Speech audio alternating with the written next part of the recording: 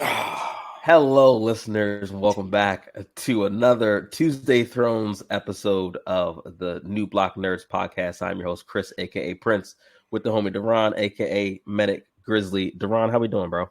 What's good people? I'm feeling good, bro. Good, so happy man. back here. Happy. I'm glad you're feeling good, man, because you texted me and I know you felt like this chapter was a chore. So those of you who are just checking in here at the New Block Nerds podcast, we do a Tuesday Thrones every single Tuesday where we break down a Song of Ice and Fire books chapter by chapter. So don't forget to like, subscribe, comment, follow these with us as we go through this journey of reviewing every single chapter in every book of A Song of Ice and Fire. This week, we are on the very first POV chapter for none other than Sansa Stark.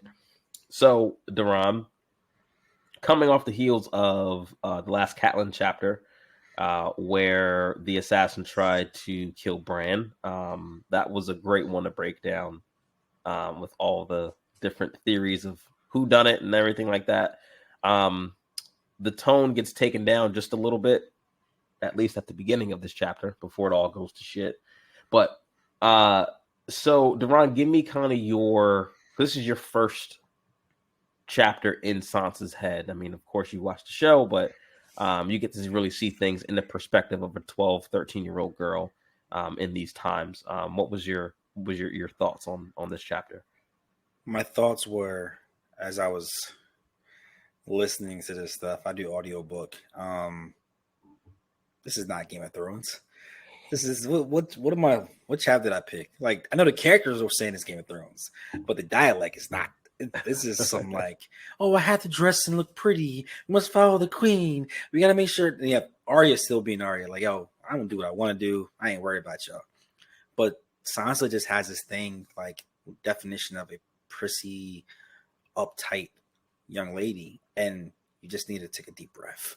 Really, you do. You're so starstruck because of the books you've read and actually having the king and the queen and having everyone there, that it's just one of those things where like she was like frozen in the moment and she couldn't think of anything besides them. And you're still from the north, and that played no part. It's as if she had no, like, nothing in her blood DNA was north. It was all, I belong down there. We are too good for this. It just drove me crazy at first. And how am I going from a Catelyn chapter to this? Like, come on. Why did y'all do this to me? Like, well, why? You know, I feel like we, in the fandom, we give Sansa a lot of crap. And I'm going to throw her a little bone here. Because in this setting, she's the eldest daughter of a High Lord. I mean, and her mother is Catelyn. Let's be real. This is how you would expect the eldest daughter of a high-born lord to act. I mean, she just got betrothed to the crown prince of the entire country. So, yeah, she's going to walk around thinking her shit don't stink. I mean, that is... Yeah, I can see that. I dig. I don't agree with it. I still think she's annoying as hell, but this is who she is at this point in the book. And I think George goes to great lengths, like you said, to show that she is so unlike the other Stark children when it comes to being of the North. Even in her dialogue, she talks about, talking about all the bruises and stains that Arya got and saying, oh, only the 7 gods know where she got those from. Baby girl, you're from the North. You're a Stark of Winterfell. You don't follow the 7 gods. Yes. So even little things like that in the dialogue, George is trying to show us how different Sansa is, how much that she has bought into the Southern Kool-Aid, if you will, of the King's Landing pageantry. And, she believes in gallant knights, and she's read all the stories and heard all the songs.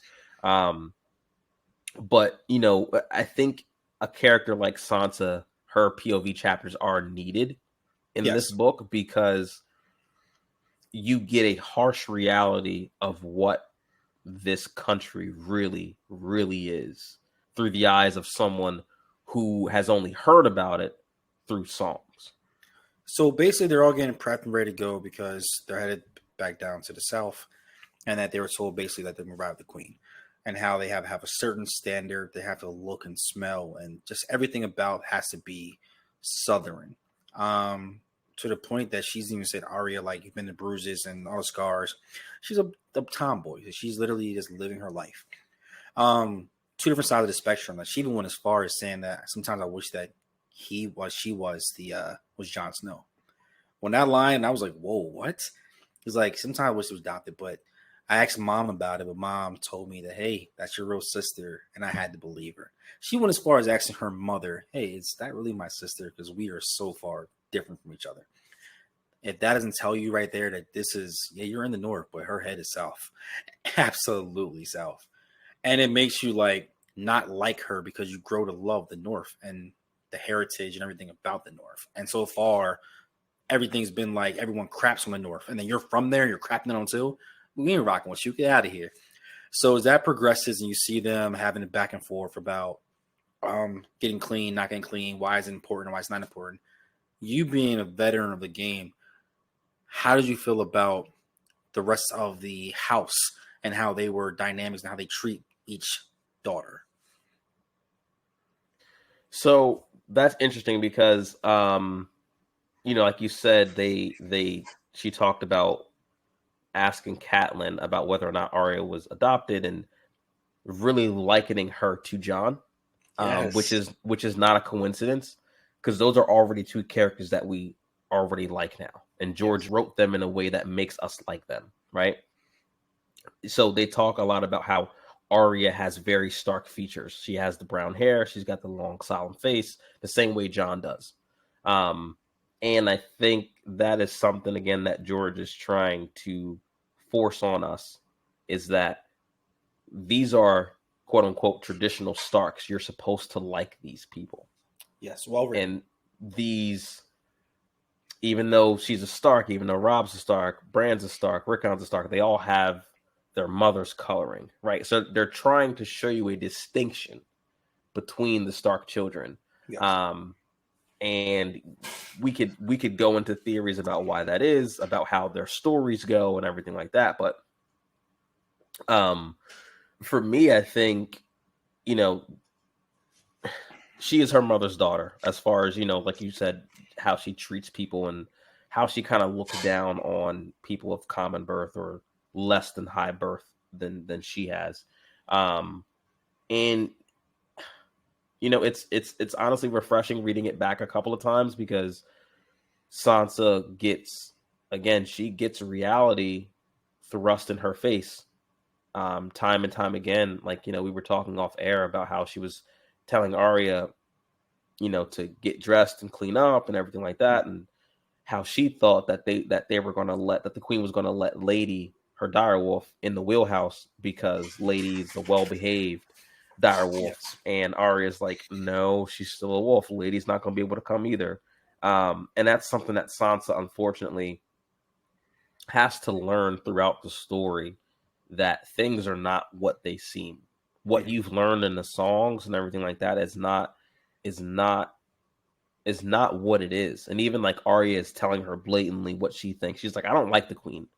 I think the prince is a pompous little prick. Basically, I'm paraphrasing, but that's how she feels. And you see very early on that, Arya is a little bit more aware of what's going on, and she can see people for what they are. And I think, again, that has to do with their social standing of Arya being the second born daughter versus the eldest daughter, right? There's a lot more political power that Sansa holds being the eldest daughter and being prettier than Arya, right? At this point in the game, because everyone wants Sansa's hand in marriage, right? Because she's the daughter to the Warden of the North.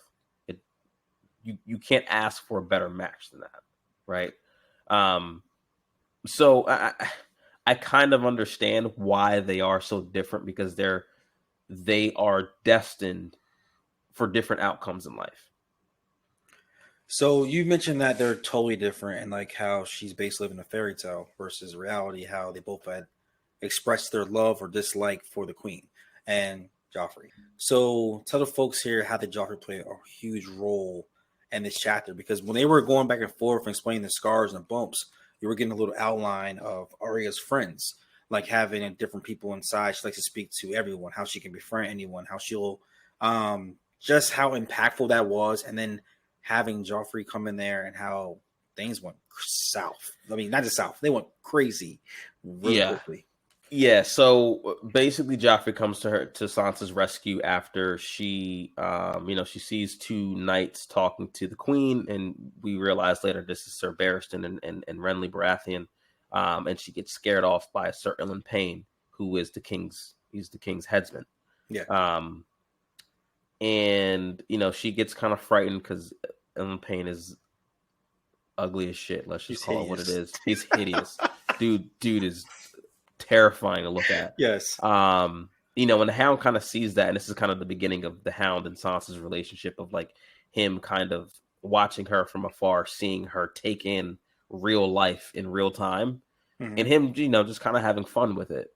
So Joffrey kind of comes to her rescue, and you kind of see again how Joffrey has the same kind of disdain for anyone below him that Sansa has.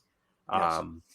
How he's just like to the Hound, and you dog away with you. You're scaring my betrothed. It's just like, damn, dude, like that's how you talk to the guy who's supposed to be protecting you. Like that's yeah. But anyways, so they go off and they're having a day, and like you said, you felt like you were in like a High School Musical. They're like, gallivanting all around the countryside, going in caves, and having poor people fetch food for them, and all this other pompous shit. And they come across Arya and her friend Micah, who's the butcher's boy, kind of just playing with sticks, kind of like sword fighting with sticks, harmless fun, harmless kid fun. Joffrey, being the prick that he is just exerting his own princely dominance over this poor kid. And Arya, being who she is not going to go for that shit. So at all, she's not having it. And this is where a lot of people like myself start to have negative feelings towards Sansa, because as Arya and Joffrey are fighting, and Joffrey is swinging like an actual sword at her, not a stick. Yes. She's like, stop it. You guys are going to ruin it. And it's just like, yo, he's trying to kill your sister. After he provoked it, everything. Right. Like, after he started everything. Boy, they were just two kids having fun, and he wanted to go over there and show, well, I'm the king in training, so I'm going over there and use my real sword. They're using sticks. They are using sticks, ladies and gentlemen. And you come over there with the actual real sword and start swinging it and acting like I'm the big bad wolf. Arya's not playing that. And then just on top of that, when Sansa said that the dire wolves are basically act like their owners, how lady acts like a lady, and how like she wants to do that. And then we have Arya. We just said she's a tomboy. And then go ahead, tell the fools what happened. Yeah, well, I guess you guys know where this is going. Nymeria wasn't having that shit. When he's swinging a sword around at her owner, she's like, well, I'm going to put an end to this. So Nymeria bites Joffrey on the arm, kind of tears his arm up a little bit. And Arya kind of gives Joffrey a little bit of, taste of his own medicine a little bit. I don't think Arya was ever going to harm Joffrey when she held the sword at him. I think it was just kind of, him getting his comeuppance a little bit. Yes. For picking on someone who just, he couldn't defend himself. I mean, Micah there was nothing that he could do. So Arya, she throws the sword into the river. They run off. And, again, this is your opportunity, Sansa, to do the right thing. But she stays with Joffrey after Arya runs off and, was trying to coddle him and everything like that. But again, you get these little windows of Joffrey's true self. And he's like, well, go get help then. And don't touch me. Like, with so much disdain, like, yes, like he didn't just spend the whole day with her and treating her like he's supposed to be treating his betrothed. You know, a girl who's going to be at this point his future queen. You know, and birth future kings and queens of the realm. You imagine his psyche though, like you're trying to like show off for your lady, or you think you're the man, and then your little sister shows you up, gets rid of your sword, you get bit by a dire wolf, and then you're left there, and then she just goes about her and her friend back to her business, but you gotta go back to your lady. Like that, his pride, everything else, like ego. What? Look, I'm with you. I understand that, but his ego was artificially inflated to begin with, being the crown prince. He shouldn't have been acting like a little bitch in the first place, and maybe this wouldn't have happened. I mean, I agree. You know, I agree. I mean, fuck around and find out, Joffrey. I mean, that is life. Yes. That there is life. So I hear what you're saying. I understand maybe he was embarrassed, and a 13-year-old kid. I'm great. I feel awesome about what happened. I'm just saying. I'm saying like I understand how Joffrey could feel embarrassed by that, but you started the fight in the first place. Yes. So I can't really have a whole lot of sympathy for you, especially when even before that you were just being an asshole to everyone. Mm-hmm. So no, we don't award Joffrey any points here on the New Block Nerds podcast, because he's a piece of shit, and so is his mom, which we'll get into in the next chapter, because it just continues to go downhill. And I think, as someone who's reading the books for the first time, you will see the way that Sansa thinks about how things should go. It's going to be a recurring thing. Yeah. Where she's going to believe that things should be going one way, and then they take a horrifying turn. You know, and just like we saw on the show, it takes a long time for her to really realize, hey, life is not what it is in the songs. And this is the first chapter, besides the first introduction of this, where I can visually see the show. Like, because some of these I'm still like, all right, I don't know this part. It ain't portrayed like this on the scene. But this one, like, it actually was like scene for like word for scene. Like, it actually was like accurate. And knowing that what's going to happen next is like, man, I don't like you, yo. Like, Sansa, you on a list. You on a list. It's your mama. I don't like you. Yeah, it's tough, man. It's well, I feel like some of the Sansa chapters are like very much like hold your nose and just, you know, get through it. Not that they're bad chapters, it's just the pacing is different. Yes, the pacing is different, and like the dialogue is different, and yes, we as the reader, we have the benefit of kind of knowing how the world works. She does not, so we have to kind of slug through this with her until she finally gets it, while we see all these terrible things happening around her. So, you know, it's like I said, man, it's gonna be a bumpy ride. You know what I mean? Remember this chapter, folks. If you're on this journey with me and Prince, and I'm liking this. I'm liking it. I'm loving this. Everything about this, and just like the writing's on the wall. Like, you just see how bad things are going to go, and the world, how the world really is in the book, and how the world really is in life. Like, there's consequences to everything. Yeah. And the choices and what you align in and what you stand on. All right. The foundation better be strong. If it ain't strong, you going down, bro. Yeah. Well, we'll see just how strong Sansa's foundation is next week when we cover another Ned chapter. So, which will cover the aftermath of this little incident. But anyways, guys, like I said, we do this every Tuesday. We're going through chapter by chapter, breaking down the Game of Thrones, the Song of Ice and Fire books. I've been Prince, Deron. Been a pleasure as always. We'll catch you guys next week. Peace and love.